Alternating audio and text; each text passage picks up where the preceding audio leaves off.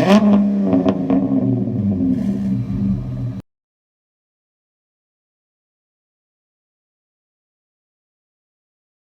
guys, so this is going to be a new series where I look at a concept car and then compare that concept to the real model that actually got released for consumers to purchase. I got this idea from my concept car series where I look at different concept cars that were made but never got released. Many people were commenting for me to add in stuff like the Charger or Demon concepts into those videos, but instead I wanted to show these concepts in a different way because they became production cars, unlike most of the other concepts. So this is part 1 of the series, and make sure to comment which car you'd like to see featured next. So as you can tell by the title, this video is going to focus on the Dodge Charger. As for the concept, it was called the Dodge Charger RT and debuted in 1999 at the North American International Auto Show. The Charger was last seen in 1987 at this time, so it had been 12 years without a Charger on the market. And this Charger took some styling cues from previous Chargers, especially the 1968 Charger and the Viper. Mechanical parts are taken from the Viper, Intrepid, and Prowler, and this concept shares a chassis, the LH platform, with the Intrepid as well. As for the design, there's a flowing roofline, functional side scoops on either side, taillights that run across the entire back end with Charger written on them, and a predominant rear end that really stands out with the exhaust mounted in the center and air extractors in the rear fascia. The newer 2011 to present Chargers have a rear end that really reminds me of this concept design. The front end is low and wide, with a glaring look to it, and the new hood actually has a functional hood scoop right at the edge of it, and under that is a fairly familiar looking grille. When comparing the overall styling to the older Chargers, you can definitely see some resemblance. A huge key difference is that this concept had 4 doors, while the previous Chargers only had 2. Originally, Chrysler had wanted to put 2 doors on this concept as well, but midway through the process they changed to 4 because they saw the coupe sales were really shrinking at the time, and they didn't want the Charger to be subjected to that. But you can see that they have really tried to blend those last 2 doors into the body, so it almost looks like they aren't there. Of course, the body has changed a bit from the original Charger.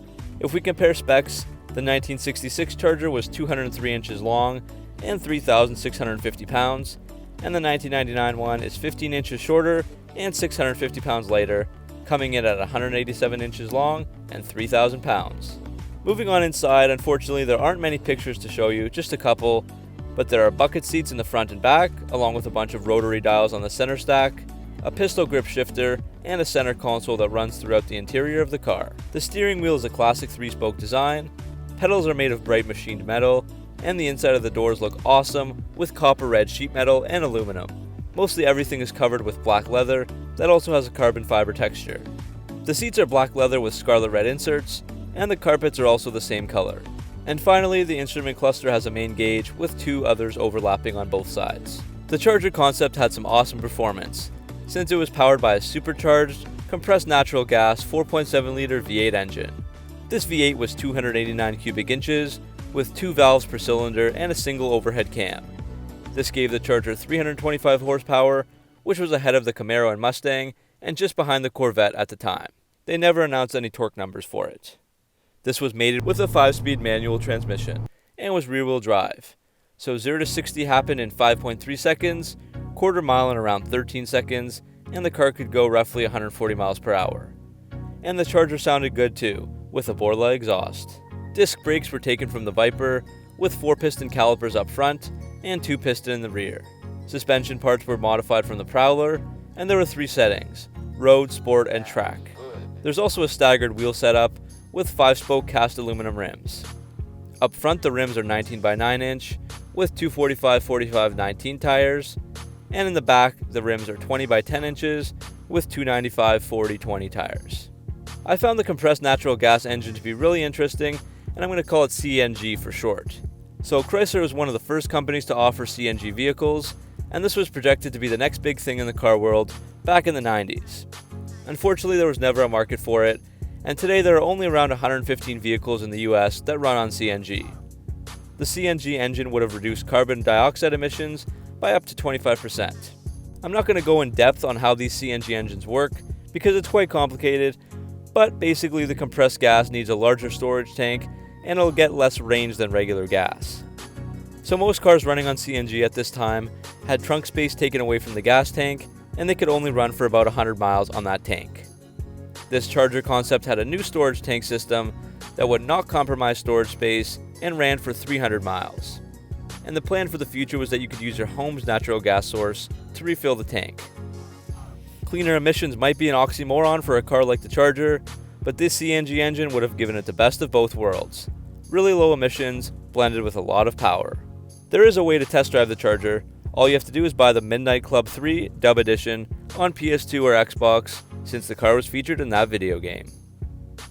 As we all know by now, this car never made it to production.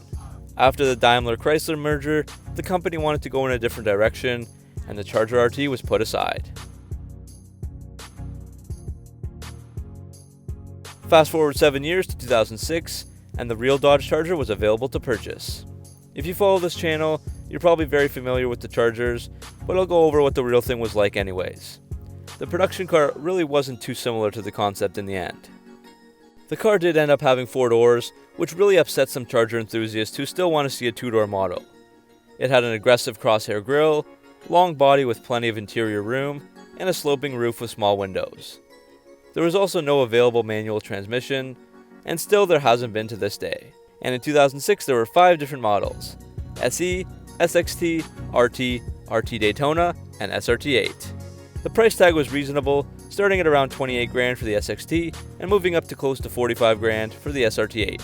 The SE and SXT had the 3.5 liter V6 making 250 horsepower and 250 pound-feet of torque. These models came with either a 4 or 5 speed transmission, and there was also a 2.7 liter V6 that was initially for fleets only, but was made available in later years.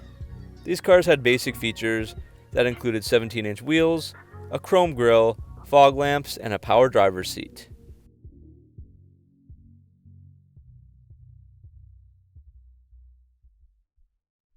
The RT and RT Daytona had the 5.7 liter V8 Hemi, and I think that this was the most comparable Charger to the concept in terms of performance. The concept had 325 horsepower, while the real thing had 340 horsepower and 390 pound-feet of torque in this model. The RTs also weighed 4,100 pounds, which was around 1,100 pounds heavier than the concept. Performance was similar, with the production Charger being slower, 5.5 seconds in 0 to 60 compared to 5.3, and 14 seconds in the quarter mile compared to 13 seconds. Even though it's got more performance, it's also got a lot more weight, so I think that's why you see slower numbers.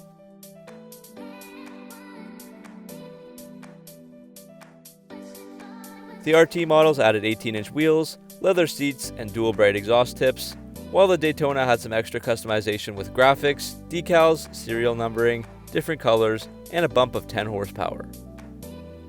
Finally, the SRT8 rose to the top of the Charger list.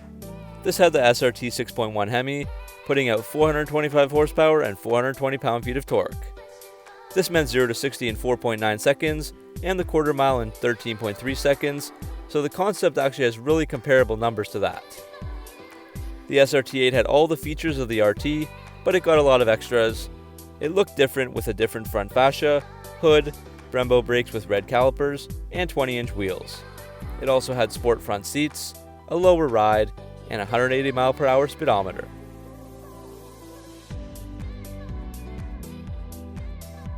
Overall, the new Charger was a success, and Dodge has rebuilt their name with fun and unique cars like this Charger and the Challenger.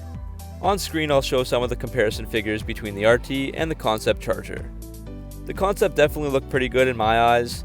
I prefer the rear end of the concept. It was just kind of plain looking on the real thing, but the front end on the production car turned out very aggressive and gave the car a very appealing look. One thing you can't help but notice is that the concept car had some features that really appealed to buyers, things we've never seen since. The concept was much lighter, over 1,100 pounds lighter, so even with less horsepower, at 325, it had similar performance numbers to the much more powerful SRT8. The concept also had a manual, something that tons of people want in today's Charger. And the concept had 4 doors, and many people wanted 2 doors, but at least they hit it well on that design. Nonetheless, the Charger was a huge success for Dodge, having sold over 1.13 million Chargers just in the US to this date. If you're still watching, then that's the end of the video. Which car do you prefer, the concept car or the real thing? Let me know down in the comments section below. Hopefully you guys enjoyed this series, and let me know which car I should do next. Thanks for watching, make sure to like and subscribe for everything Mopar, and I'll see you next video.